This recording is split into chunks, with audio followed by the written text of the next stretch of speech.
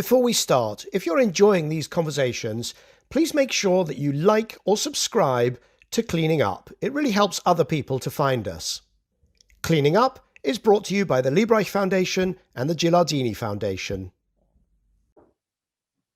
Hello, I'm Michael Liebreich, and this is Cleaning Up. My guest today is Yousef Alshammari. Yousef is the founder and CEO of Sea Markets, an oil analysis company. He splits his time between London, Paris, and Riyadh. He was an energy economics analyst at OPEC, and he's a graduate of the Energy Futures Lab at Imperial College London. Please welcome Yousef Alshammari to Cleaning Up.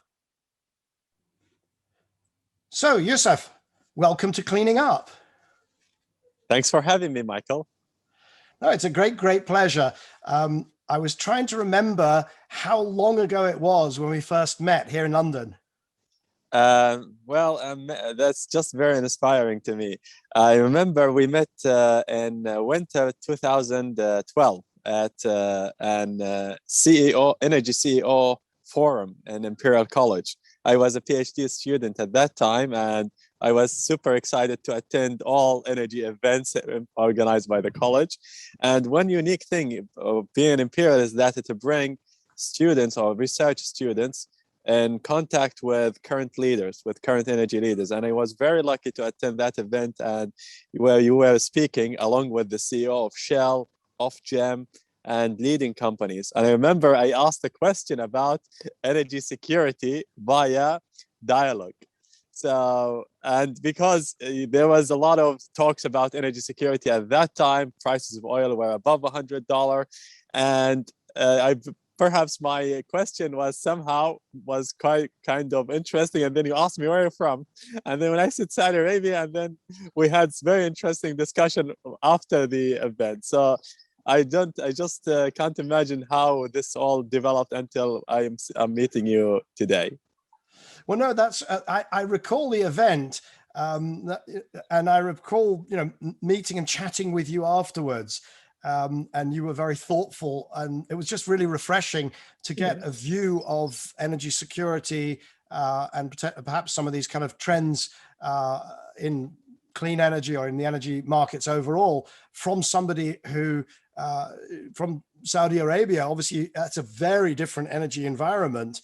And it was a perspective that I had not come across. And in fact, that's why, you fast forward to today, I'm hoping we can reprise part of those conversations.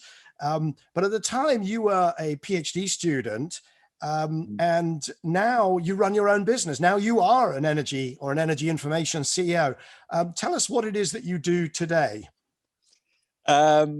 Currently, after finishing my PhD, I've done 5 years postdoctoral research in energy economics. So I started at the IAEA International Atomic Energy Agency, where I worked on assessment of clean hydrogen production via cogeneration of nuclear power. So that is combined generation of hydrogen and electricity via steam electrolysis for refinery applications. Then I found myself very interested in that field because I came from Imperial College having done chemical engineering. So it was my study was all experimental based on clean hydrogen production from underground gasification. Then I've pursued further research on energy systems analysis, where I looked at the decarbonization of Saudi electricity system, looking into CCS, renewables, nuclear, and how we can meet Paris targets by 2030, looking at not just the Saudi electricity sector, but also the industrial sector and the transport sector. After that, having done 5 years of research in energy economics, I had very much interest in oil markets and how we can relate between what's going on in the energy transition sector and what would be the effect of the oil market business on that transition. So while doing my postdoctoral research, I was a research fellow at OPEC for half a year, where we looked at the impact of the impact of this fuel oil regulations and desulfurization, because there are some stringent regulations on the sulfur on fuel oil, and how would that affect demand on fuel oil in the shipping sector. So that has also, while also doing all of that research, I was a regular attendee to OPEC ministerial meetings since 2013.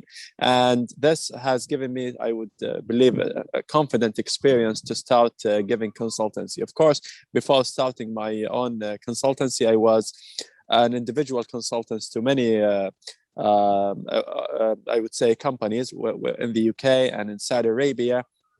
And then I decided that it is now time to start doing our own, let's say, oil demand outlooks, and looking into how would the oil demand would affect on energy transition, and where could prices be over the, let's say, 2 years or 5 years from now. So at Sea Markets, the main target that we're looking at is how we can help clients or traders, whether they are in the financial sector or in the physical trading sector, navigate through the complexity of the oil markets. And these factors can be macroeconomic, geopolitical, technical.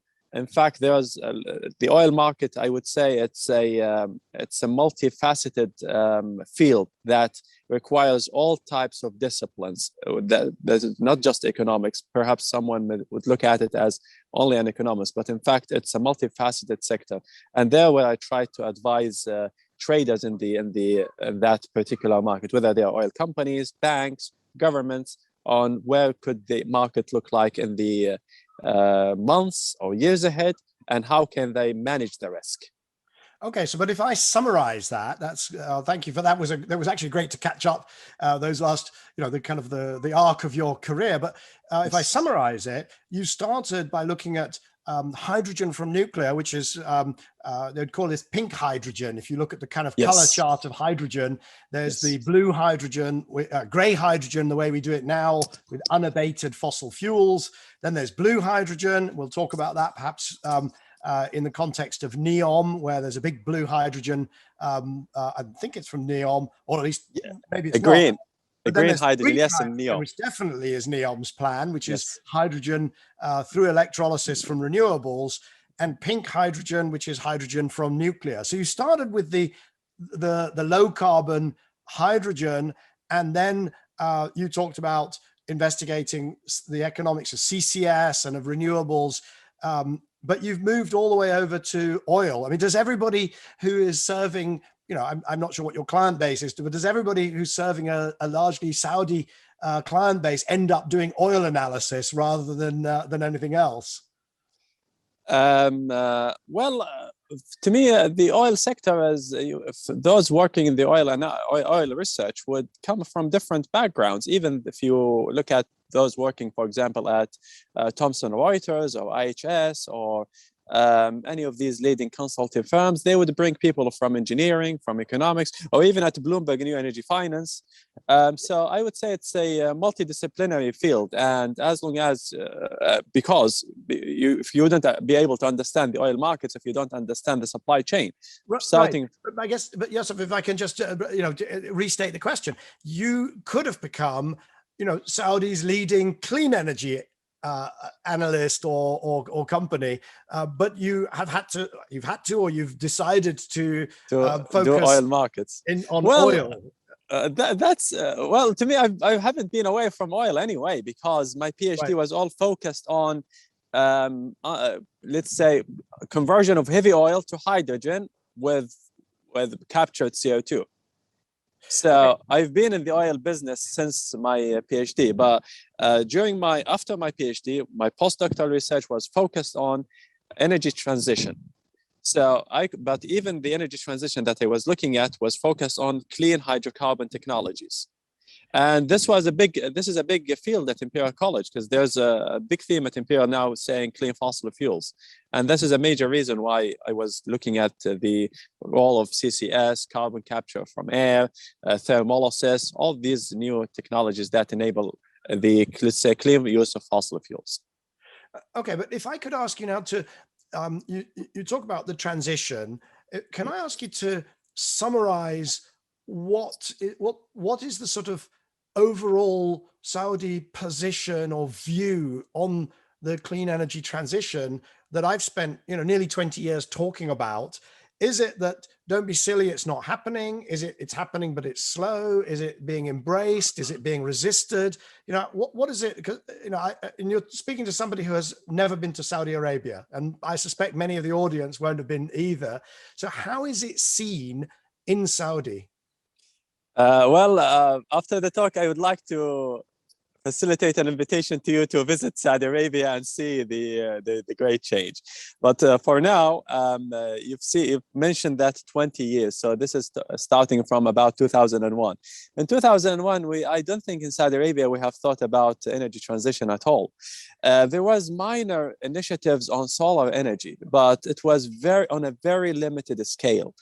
Now, the energy transition in Saudi Arabia, in fact, started with energy efficiency. So the Energy Efficiency Center was established by the current Energy Minister, Prince Abdulaziz, in order to reduce crude oil consumption and power generation and water desalination. So let's say, for example, non-transport applications. In order to leave more oil for exports, because, you know, the country runs on the GDP of the country is mainly composed of crude oil exports until now. So that was the major target. And then we have, so a lot of non-transport applications where oil was actually a major feedstock, where oil was replaced by natural gas.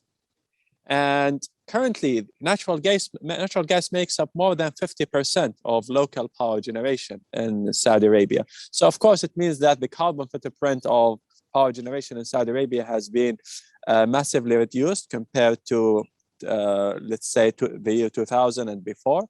And also from the desalination sector, also natural gas is also being used to a large extent. Currently, after Paris Agreement in 2015, and Saudi Arabia has signed that agreement, has pledged something like 130 million ton reduction by the year 2030. Of course, all these pledges, of course, subject to revision and changes with the new COPs coming in the coming years. So I believe now there is a target to have at least 10 gigawatts of renewables in the electricity sector by the year 2025.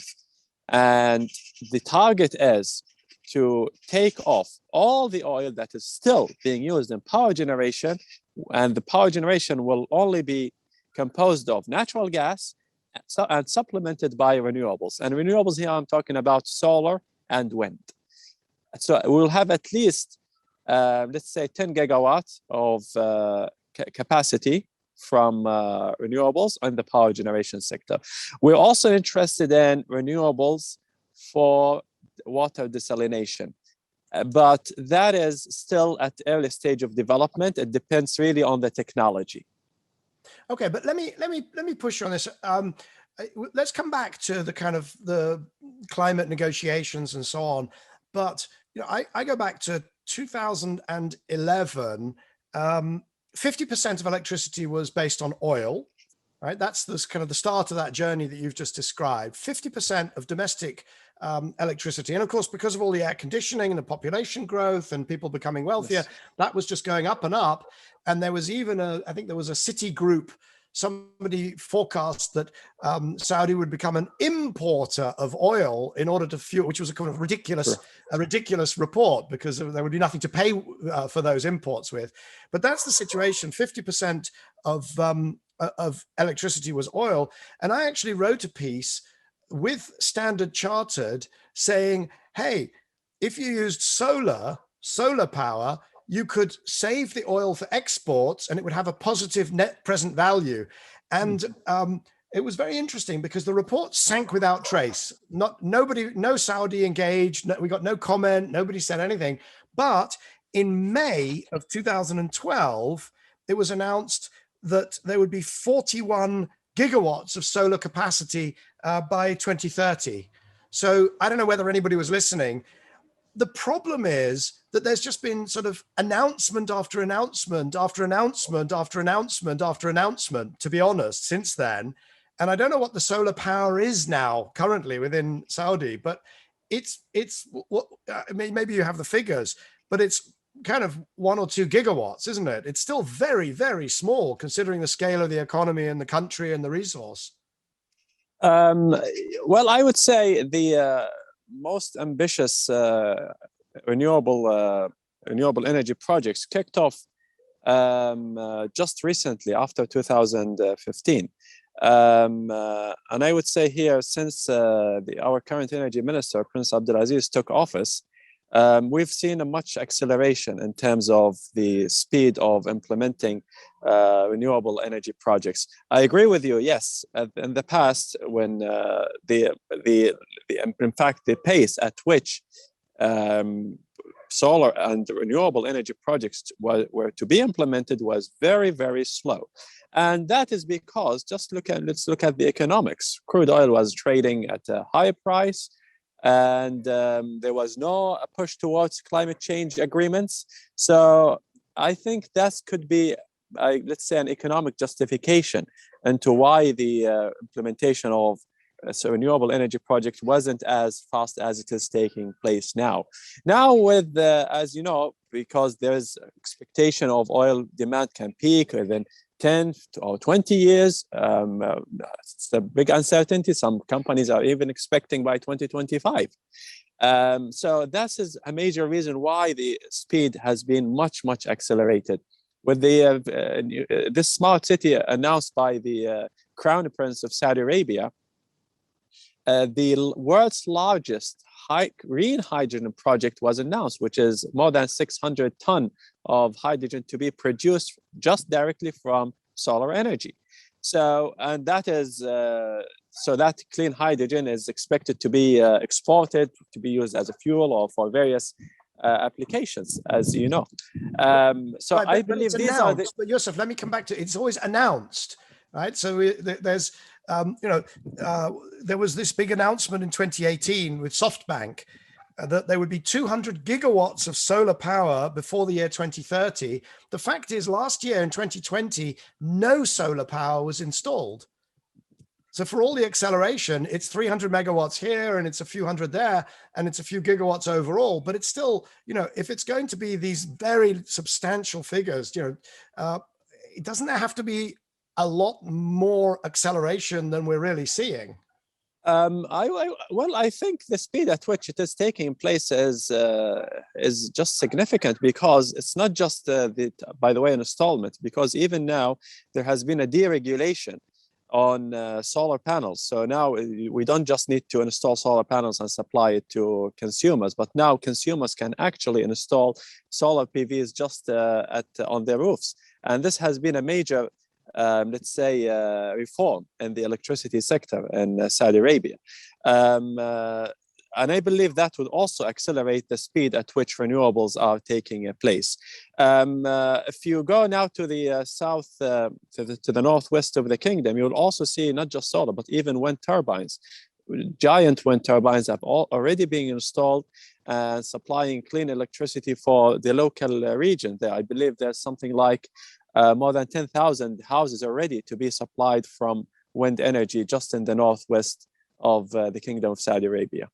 So I guess I'm probing because you understand from where I sit and from where I think most of the audience sits. The question is, you see this stream of announcements, you see relatively small, it's not nothing, but you do see relatively small, numbers of projects being delivered. And you see this enormous focus on having the single cheapest project.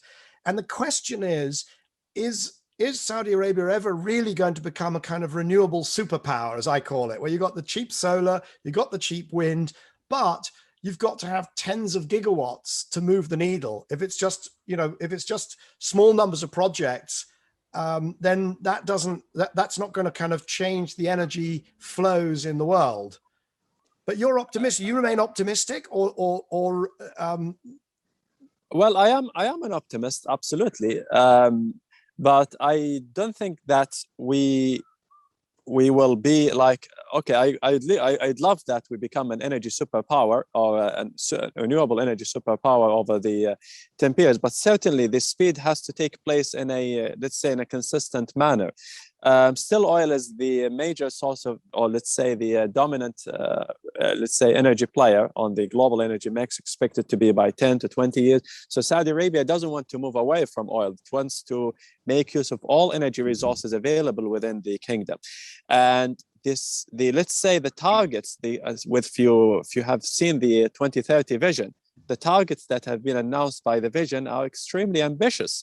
So if we look at where we have been just 5 years before now and today, the speed at which these projects have been implemented and the reforms that have been happening are just incredible. So that makes me ambitious that we should actually be able to achieve our renewable energy targets by the year 2050 and hopefully become energy or net CO2 neutral by the year 2050, as we've seen, for example, in nearby GCC countries.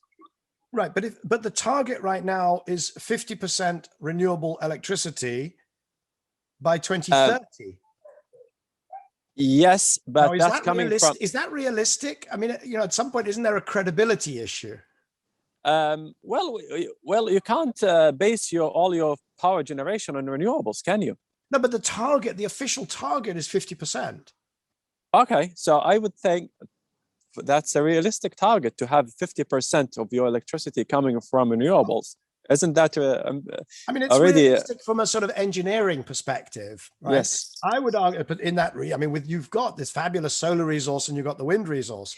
It's realistic from a finance perspective, because, you know, I think that the low cost resources, even in 2011, when I calculated it, the NPV, yes, it was the NPV at that time was driven to a certain extent by high oil prices, maybe $100. I actually think we calculated on $60. So the NPV, the value of those projects, is driven by freeing up more oil to sell. At the time, there was a kind of constraint on oil output, on oil production. So the idea was, don't burn it, sell it, and then reinvest that money in solar. But even then, the NPV was positive. So there's no finance reason not to do it. There's no technological reason, no resource reason. And I guess what I'm probing at is there a social reason, or is there why has it taken so long for momentum really to be established in this sector in Saudi? Is it because it is fundamentally threatening, this shift to clean energy is in some way fundamentally threatening to the economy, and therefore, you know, there's a sort of hanging back, a kind of a resistance?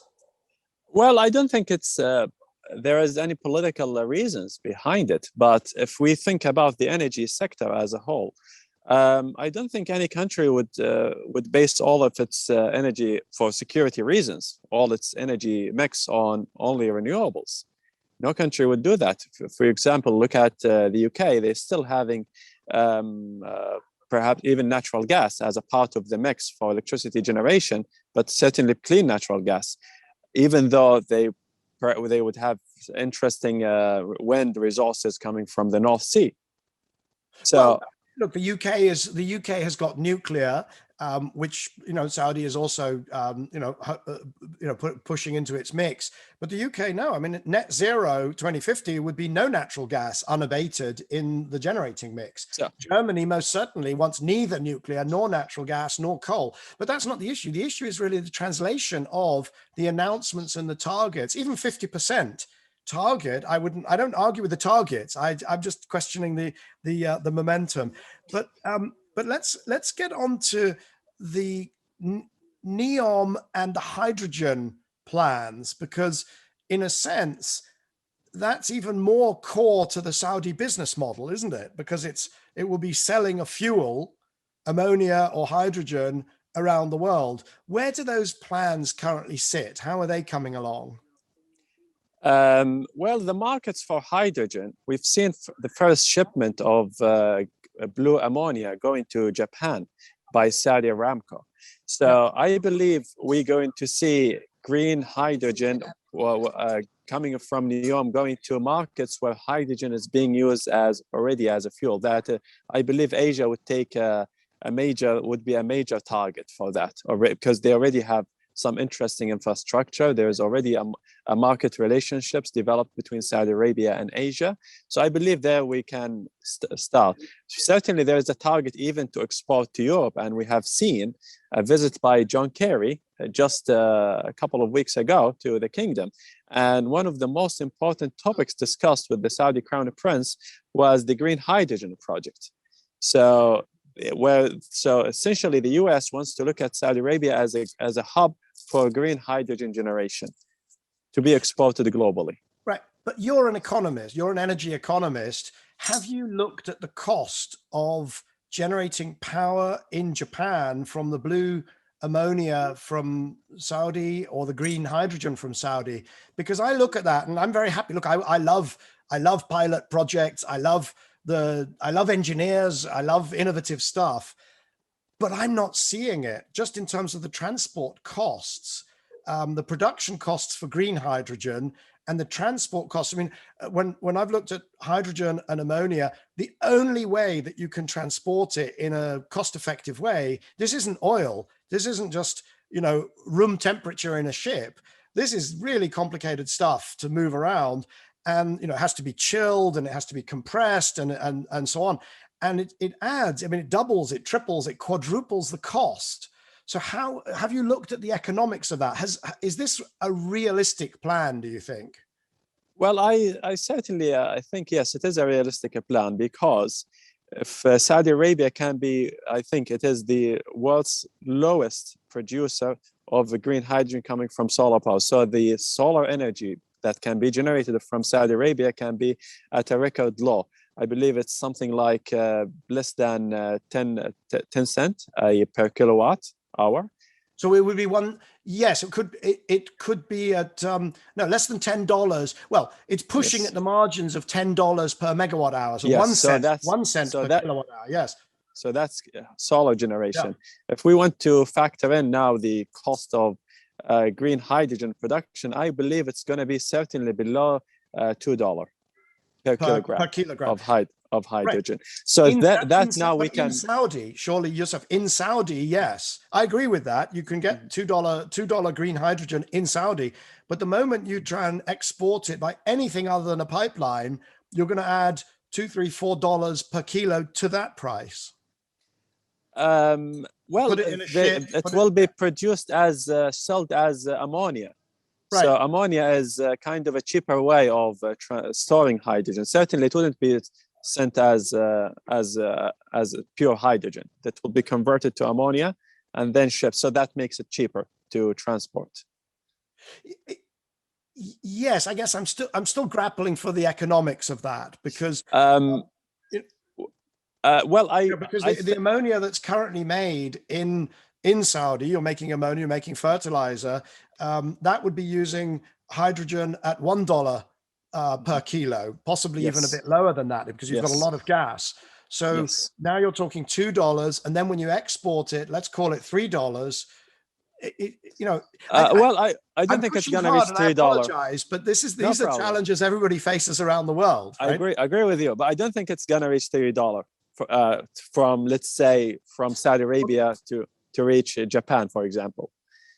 I think the cost will be slightly less.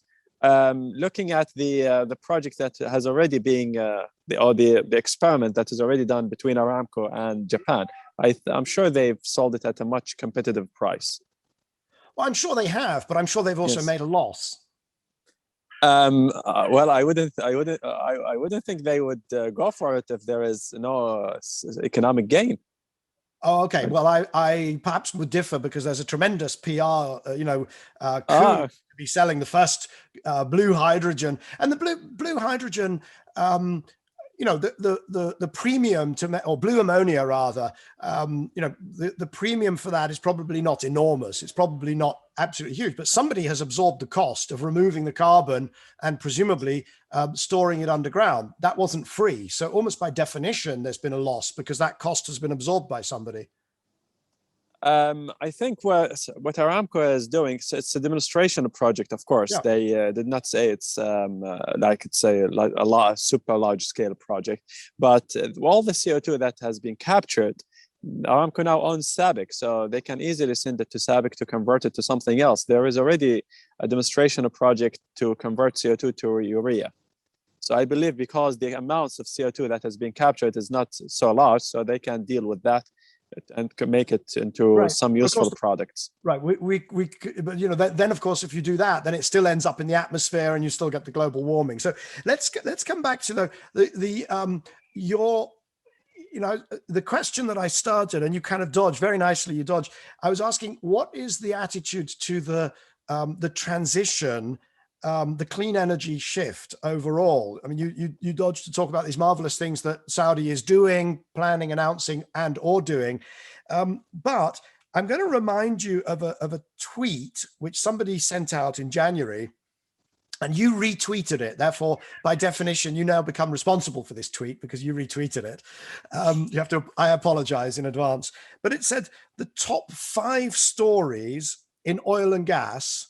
This was in January 2020. So this chap, Sami Al-Nuaim, you may know Sami, him. yeah. Sami, and he said, in my opinion, the top 5 stories in the oil and gas industry in 2020 were, number 1, COVID-19 energy demand drop; 2, historical crude negative prices. That was in April last year when crude prices went negative; 3, the natural gas price, which fell to the lowest level in 20 years; 4, the OPEC Plus agreement; and 5, approval and the global start of the COVID-19 vaccines.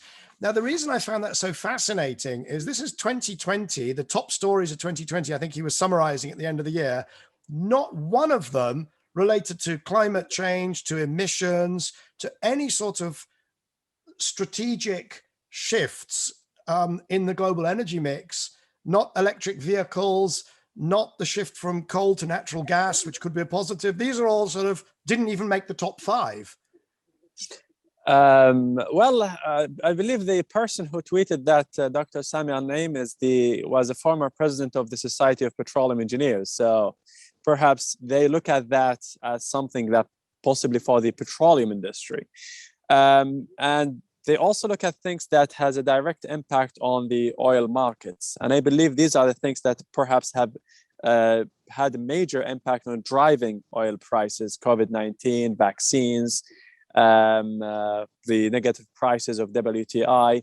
So I would agree with that as major drivers for the oil market. But if we want to talk about the oil industry in general, certainly I would agree with you that climate change will be on the agenda, but we have not really seen a major climate initiatives or major decisions made on climate change in the year 2020. So when we had the COVID-19 pandemic hitting the economy, everybody was busy on how to deal with the pandemic. So people also were worried about there was also, if you remember, there was a massive increase in crude oil production back in between March and April. Crude oil prices went down, so investors were worried about the Wall Street, S&P, all these financial indices were all going down. So I believe that has a bit made people worried about the finance. But if you go to your analysis, you say you try and give people kind of this forward view, the strategic view over, you talked about 3 years, 5 years, and I think beyond. In 2020, we also saw electric vehicles in Europe reaching, I think it was 14% of new car sales. This was very interesting because in the last crisis, in the financial crash, all of the clean stuff kind of, I don't know, say it stopped dead, but it definitely suffered. So people sort of said, right, I'm avoiding risk. I won't do clean energy. I won't do electric cars. Whereas in 2020, what we actually saw is an acceleration of the shift towards clean energy and clean transportation. And I think globally, we're at something like 4% of car sales, but in Europe, it's really racing ahead. I mean, electric cars had a breakthrough year in 2020, and it's only going on from there. Is that a big factor that you consider in your forward view? Or, Absolutely. or are people just so don't want to, are your clients kind of so they don't want to hear it, so you don't tell them it? No, absolutely. I have to be honest and neutral about where the industry would be going forward. We'll take into account when looking at forecasting oil demand one year after another. The state of the global economy, the growth in the GDP, all for as a holistic global, let's say, outlook, and also in a regional outlook. So we look into when we come to look at on a country or a regional level, certainly the penetration of EVs in Europe will certainly have a dramatic impact on fuel demand, and we have to factor that in. And that's why we are not seeing a significant rise in oil demand in the OECD countries compared to the non-OECD countries. So most of demand, when we look at, let's say 50% is coming from China, followed by India, and other developing countries, including, of course, Brazil, partly some in Africa, and these emerging economies. But certainly, I would say the OECD countries, including Europe, is nearly peaking. Does that mean that you're still forecasting oil demand growth from the non-OECD for how long? Well, I would say mainly we're going to see growth coming from China and India, mainly in the upcoming, let's say, 10 years time. And that is due to mainly population. We still, in India, a population of between 1 billion and 1.5 billion people, and at least half of them are under the poverty line. So with people becoming richer, they would certainly need to own new cars and travel. But what happens if the trends in battery prices would suggest that sometime already now, on a total cost of ownership basis, electric vehicles are cheaper. So electric buses, anything in urban transportation, it's cheaper to own if you take the purchase price and the running cost. And by about 2025, it will then be sticker priced. You walk into a showroom, the cheapest car will be the electric car. So why would the developing world not flip much more dramatically? That maybe not in the next 3 years or 5 years, but within the next 10 and 15 years, because cost will be such a factor there, and these vehicles simply become cheaper. And we've already seen it with two-wheelers, we've seen it with buses, and aren't we going to see the same thing with cars, delivery vans, vehicles that just going heavier and heavier vehicles? That I agree with you, but the rate for EVs to take over the share of conventional vehicles, I don't think it's. We're seeing something like between 5 to 10 million EVs already on the street, compared to 1.2 billion conventional vehicles. 12 million, but yes, it's small. Yeah. So even if we have something like, let's say, a high penetration of EVs, it will mainly be on the light duty vehicles. We still have to, or the technology to electrify trucks is still at early stage of development, and that is where most oil demand is actually concentrated on diesel. So I believe there will still be demand on diesel, there will still be demand on jet fuel, and even the rate at which light duty vehicles are being electrified, I don't think we can see that. Of course, you may maybe argue with me that it could be at an exponential rate, but still, I believe that there is a room for conventional vehicles to be. Yeah. And by the way, here, one thing I'm worried about in oil demand in the electric sector, more than the electrification, is actually the digitalization. So currently, after COVID-19, people perhaps would need to travel less. Maybe people won't come back to do business travel as much as before. They don't need to travel within the city as much as before to go to work and come back, because with more flexible work options. So I believe that could affect oil demand on much more than even the rate of electrification over the short term. And over the long term, certainly what we'll also be worried about is not just the rate at which electrification is happening, but actually the oil price. Due to the shortage in investment in the oil industry, currently we're seeing prices more than $75, and That is mainly due because we were in a recovery period in 2020. Now we are in the between 2020 and 2021, and there's a high demand to travel, and the OPEC Plus is keeping the tap not fully open yet, with between 5 and 6 million barrels of supplies off the markets.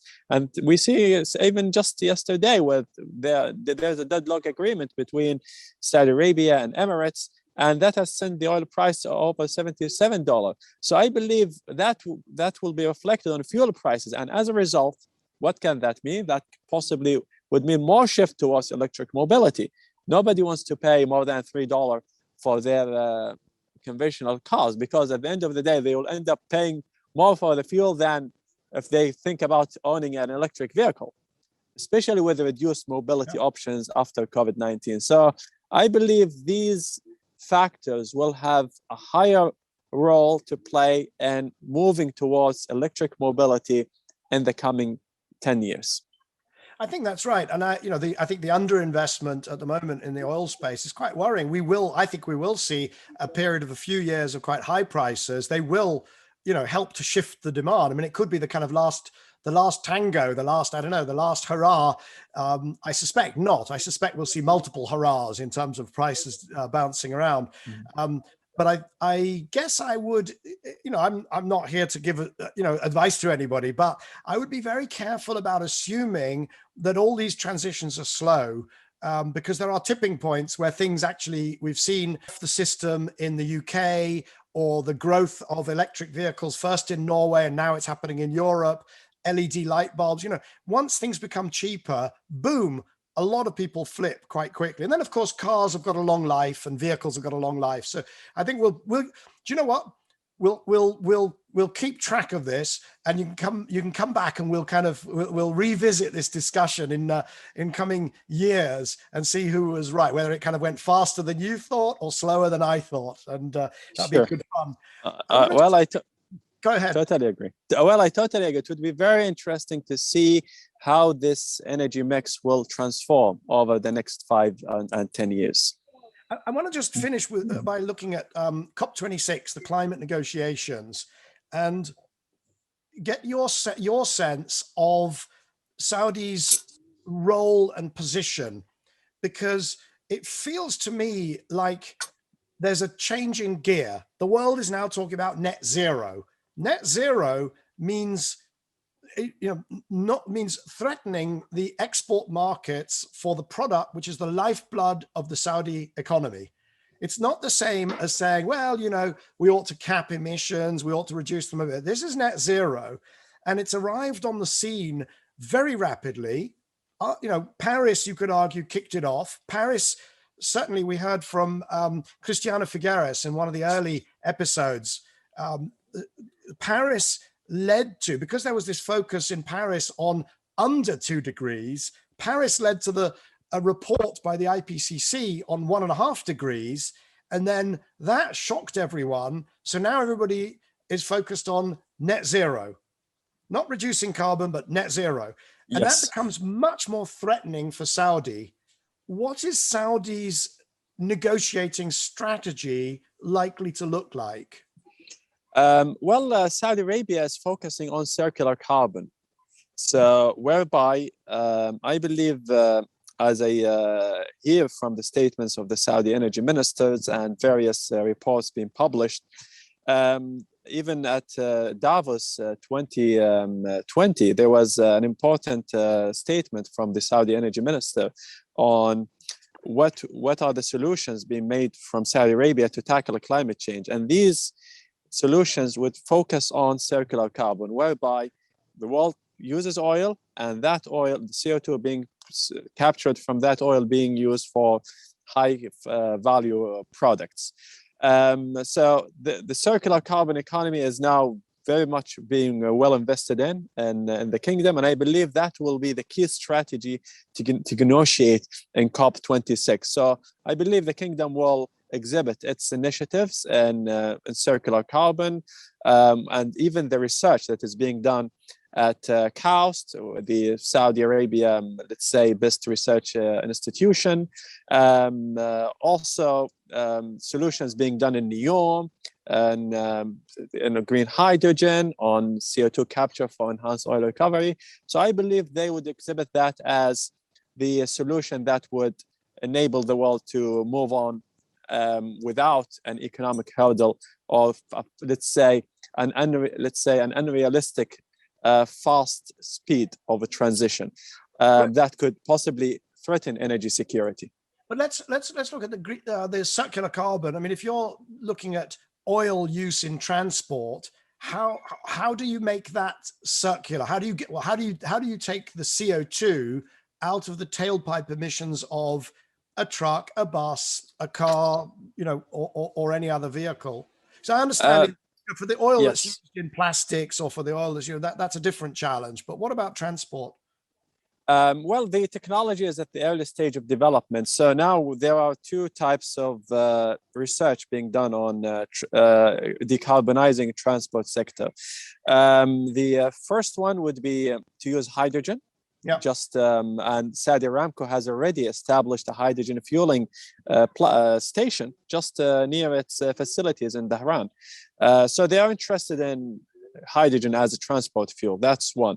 Perhaps you may not agree with me on hydrogen, because the EV sector people, they think, all right, hydrogen may be important, more important for fertilizers. But I think it will still find a market on the transport sector. That's one. The other target is making conventional vehicles more efficient by reducing the amount of CO2 and using less fuel. For example, driving at 100 kilometers for only a few liters of gasoline. So let's say reducing the amount of gasoline being used for a given amount of distance. So that's two. And the third target is combusting CO2, or combusting the fuel and capturing the CO2 on board. But this technology is very new. It's been demonstrated at Saudi Aramco, and whereby the person using the fuel and the CO2, all the CO2 generated from the car engine itself is stored on board, and the person goes to the station where they let's say unfill the CO2 storage and refill with let's say gasoline, and in this way they make the car CO2 free. Okay, so and you know, certainly from an engineering perspective, that's feasible. That's a very early stage one, and of course, it will have costs. It will have absolutely. There'll be an enormous parasitic load on the car, on the engine, in order to separate back out the CO2. But I tell you why I think this is just so important, and I'm really sort of looking for any signs, reading the tea leaves about Saudi Arabia's positions in COP26 and beyond, and because it does feel like it's so threatening to the economic model. And I look at I follow Mohammad al-Saban, the former chief negotiator to the IPCC from Saudi Arabia. He's a former advisor to the Minister of Petroleum. He's a professor, or was a professor of economics at King Abdulaziz University. But, you know, this is the chief negotiator for many years for Saudi Arabia. And this is what he's saying about climate change. Nonsense. You have based the whole argument on the assumption that the change in climate is human induced and not natural, happening over millions of years. Nonsense. The level of proof that the climate change we're seeing is human caused is at the same level of question. Hang on a second. Wait a minute. Let me read another one, a better one. The US and IEA and the West are fighting against oil investments, and this is the price they have to pay. They are excluding coal and claiming fighting climate change. The biggest ever lie in today's world. Now, this is somebody who has detached himself from all of the science and is essentially saying climate change is, he calls it, the biggest ever lie. And that's the former negotiator for Saudi Arabia. So you can understand it gives me quite a lot of concern as to whether there's going to be a kind of positive engagement, which we saw in Paris, and we're still seeing in the climate negotiations. But is there a point where Saudi Arabia just says, do you know what, this thing threatens our economy, and we're going to slow walk, we're going to make it difficult, we're going to try and, you know, not be a good and positive actor? Am I right to be concerned?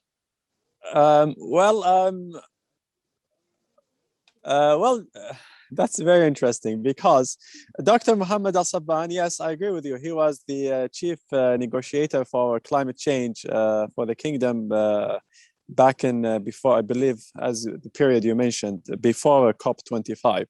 And since then, there has been so much developments, even in the clean energy and sustainable energy sector in the kingdom. But let's see what our energy minister, Prince Abdulaziz, has mentioned. And that really reflects the views of the country, because Prince Abdulaziz has always said that we don't want to be a part of the problem. We want to create the solution for climate change. So in a way, I see that the country is certainly going ahead with its climate-driven development agenda, and that is not just, by the way, because we want to use solar or we want to cut our CO2 emission, but also because we are concerned about the whole environment within the kingdom itself. Just the Crown Prince announced a green initiative that is very, I would say, very ambitious, and it should yield very good results. The vegetation, 10 billion trees to be planted in the kingdom, and the Green Middle East initiative. So the kingdom is working with its neighbors in the GCC or in the other Arab world to plant 40 billion or 50 billion trees. So 10 billion in the kingdom and 40 billion in the Middle East. So bringing a total of 50 billion trees. So all that suggests to me that the kingdom policy currently is certainly moving ahead and sustainable development and meeting its climate targets. But with that, I believe even the signing of the COP25 certainly shows you that the kingdom is certainly serious about cutting its CO2. So I believe we don't need to be worried about the position of the country from my own perspective, because for me, even as an oil analyst, I always want to, if I just don't consider climate change, I don't think even I can, let's say, because I also teach at a university in Saudi Arabia, and if I tell my students that climate change isn't happening, their parents wouldn't even believe me, and most of these students are Saudis. So I believe there is even a cultural perception among the Saudi people that climate change is a reality, and even the Saudi youth, which makes up at least 50% of the population. And all these young people, they all have ambitions to work on clean energy and support the sustainable development of the kingdom, which will all tap into meeting its climate targets. So this is, I think, why you should be optimistic about our position in COP26. Okay, good. Look, I'm much reassured, because as you can imagine, you know, for somebody who's not an expert on the kingdom, to see such a senior person taking such an outspoken and negative approach, it gives rise to concern. And I know that I'm not the only one who has those concerns, but I'm much reassured, and I'm much reassured that it is you, Yousef, who's teaching those young Saudis, the next generation of energy executives and so on, who will be running the energy companies and helping to lead the country in the future. That is certainly a source of comfort. And on that note, sadly, we are out of time. I hope I can apologize to you because I've pushed you quite hard. I've postulated sort of posed the difficult questions to you. You've answered them magnificently, and it's been an enormous pleasure. So with that, I'd like to thank you for sharing your time and coming on Cleaning Up and allowing yourself to be grilled by me. But I think you've acquitted yourself absolutely marvelously, and I really enjoyed it. Well, I'm very much pleased to join you, Clean Up, and I always cherish this moment. I will certainly learn all the key learning points that I have learned from our conversation will certainly be reflected on my future research and consulting activities. So certainly I very much like all the types of work that you're doing on EVs, on let's say meeting climate targets. And I believe that's what we all need to focus on achieving clean energy that makes this whole world a better place. So thank you so much for having me. Yousef, thank you very much. It's always an enormous pleasure talking to you. So that was Yousef Alshammari, the CEO of Sea Market, an energy analyst, giving us his view of the ins and outs of the energy transition from a Saudi perspective. Next week, we have a special episode of Cleaning Up. I'll be reading my Bloomberg New Energy Finance blog on trade and climate called It's the Trade, Stupid. And after that, we go into a short summer break, and then we'll be back in September. But please join me next week for the final episode of this season of Cleaning Up.